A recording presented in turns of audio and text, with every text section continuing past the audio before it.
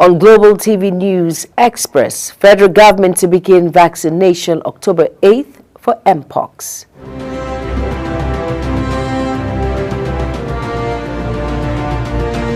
Stranded students beg President Tinubu to rescind ban on Benin Republic University certificate. In business, Kebbi governor says state ready to pay 70,000 minimum wage. On our foreign scene, Brazil's block on X comes into effect after judge's order. In sports, the Tigers move up to 8th in world basketball rankings. Hello and welcome to all our viewers in Nigeria and around the world to News Express on Global Television. Coming to you live from the nation's capital, Abuja, I am Jumai Manson. A quick reminder that Global Television is on DSTV channel 365 and free to air on Nicomsat. Now the news info. The National Primary Healthcare Development Agency says the tentative date to commence vaccination for Mpox is October 8, 2024. The head of Public Relations Unit at the NPHCDA, Remy Adeleke, who disclosed this, also stated that the vaccine deployment will begin from October 3rd to 6, 2024. Adeleke added that the total population targeted in the 5 states is 4,750 persons who will receive 2 doses each 28 days apart. Minister of Women Affairs Uju Kennedy Ohaneye has once again disrupted an event in Abuja that was organized without her consent and lacked a people-centered purpose. The incident occurred nearly a month after a similar action by the minister on August 8, 2024 in Abuja.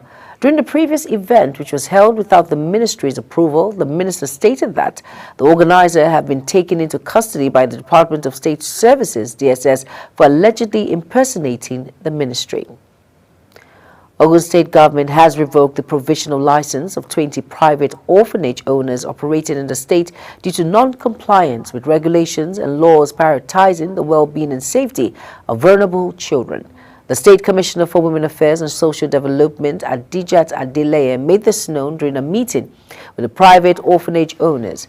At the ministry's conference room, OK Masun, Abeokuta, the state capital, Adeleye expressed displeasure over some private orphanage owners' activities, stating that the state will not tolerate shady practices involving illegal adoption, child trafficking, or maltreatment of children in their care. The conference speaker of State Houses of Assembly has issued a strong call to state governors to immediately comply with the constitutional provision for the direct disbursement of funds to state legislatures. The speaker warned that failure to ensure financial autonomy could lead to a breakdown of governance and emphasized the critical link between legislative independence and effective governance. The conference further noted that it is recognized the need for further legal and institutional reforms to reinforce the autonomy of state legislators. Over now to the National Association of Nigerian Students has withdrawn its threat to protest against the National Emergency Management Agency following allegations of food distribution misconduct. The Student Association also announced their support for the agency after concluding its investigation, which found no wrongdoing by the agency. The association's Senate President Akinteye Babatunde, in a statement, said the decision to retract the planned protest came after a thorough fact-finding mission that revealed the allegations were unfounded. The Chief Medical Director of the Lagos State University Teaching Hospital, Ikeja, Professor Adetokunbo Fabamwo, says the hospital has set up a high-powered panel of inquiry to look into the death of the Akwa Ibom State Commissioner of Police, Waheed Ayelari. Ayelari was reported to have died in the early hours of Thursday at the hospital where he underwent prostate cancer surgery. His death has, however, generated controversies as some allege the hospital of mismanagement. A virtually impaired widow and over 600 students of the ESM University Benin Republic and their parents have appealed to President Bola Ahmed Tinubu to reverse the ban on institution certificate in Nigeria. The students and parents, while fighting back tears, said they were shocked when they received news about the federal government's decision on the ESM University, Benin Republic. The undergraduates had said withdrawing them from school when they were already making progress and after their benefactors had invested much in their education was tantamount to jeopardizing their future. Flood triggered by days of territorial rain destroyed 1,650 houses in Janjeri and Yanusari town of Yobe. Dr. Mohammed Goje, the Executive Secretary of the State Emergency Management Agency, SEMA, made this known in an interview in Damaturu. He said that a total of 413 households in the areas were displaced by the latest flash flood. The Federal Road Safety Corps Road has condemned unprovoked attack on its officers, saying such actions will no longer be tolerated. The Commandant FRSC Road Marshal Assistance Schools Shadem Plateau State Yakubu Mohammed stated this during the closing of a one-week training program for marshal assistants. He said that the Corps would no longer tolerate unprovoked knockdown of its marshals while carrying out their duty on patrol. You're watching News Express on Global Television, coming to you live from the nation's capital, Abuja, when News Express return. Federal government signs agreement with 3 Chinese firms to supply 1.4 million electricity meters. Details of these and more after this break. Please stay with us.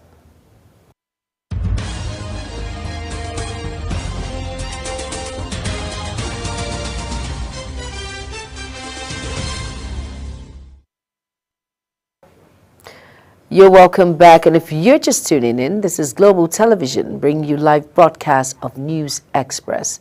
Thank you for staying with us. On our business desk now, Governor Nasiru Idris of Kebbi State has said his administration is ready to pay Kebbi workers a 70,000 naira minimum wage. The governor disclosed this in Birnin Kebbi while the leadership of the State Council of Nigerian Labour Congress, NLC, paid him a courtesy call at the government house. He said some persons have been going about to say his administration would not pay the new minimum wage. The governor promised the workers that he would immediately commence implementation of the new minimum wage as soon as the template to do so is delivered to the state government. The federal government, through the Bureau of Public Enterprise, BPE, has reached with 3 Chinese firms to deploy 1.43 million electricity meters across the country. Transmission Company of Nigeria, TCN, disclosed the agreement via its official X handle. It stated that the signing ceremony was held at the BPE headquarters in Abuja with TCN's Chief Executive, Sule Abdulaziz. Let's quickly go on a quick break. News returns shortly.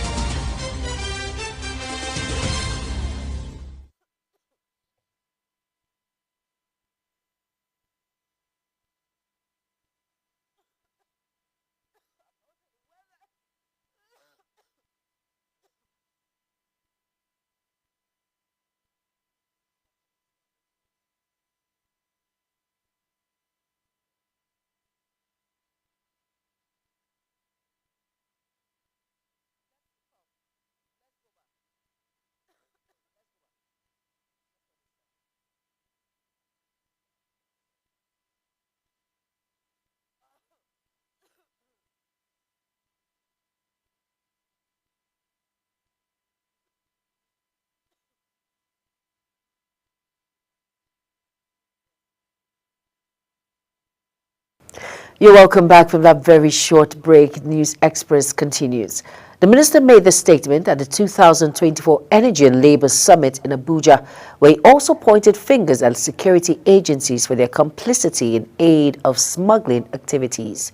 He mentioned that smugglers will continue to thrive as long as NNPC imports fuel and sells it below the landing cost. The Oyo-Osun Area Command of the Nigerian Customs Service has reported significant achievements in revenue generation and anti-smuggling effort. The area controller, Dr. Ben Oramologo, disclosed this in Ibadan while briefing newsmen on the command's achievement between June 14th and August 29th. According to him, from June 14 to August 29, 2024, the command collected a total revenue of 18.08 billion naira, with 13.31 billion generated in June and July and 4.77 billion naira collected in August.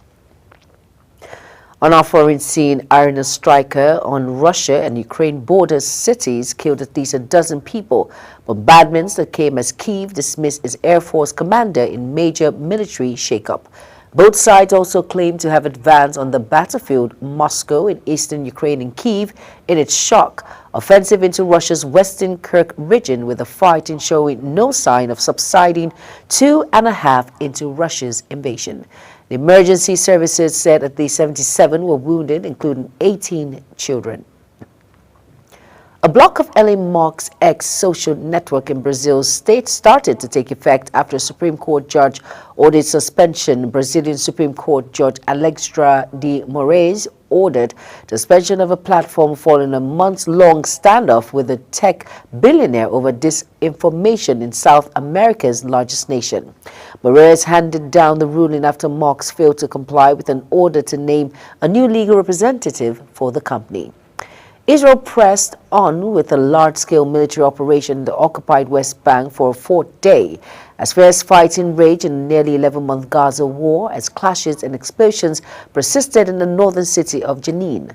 The Israeli military and 2 Palestinians were killed while preparing to carry out bombings overnight in the south of the West Bank. Palestinian militant group Hamas, whose October 7th attack on Israel sparked the Gaza war, hailed a heroic operation at what it called a sensitive time during the Israeli operations in the north. Iran's police force has dismissed the commander of a city in the northern province of Gilan after the death in custody of a detainee. Mohammed Mir Massovis, 36, was arrested on July 22nd after being involved in a fight in Lahijin. Police said in a statement carried by the official news agency IRNA, the police said the station commander and several officers involved in the incident have been suspended.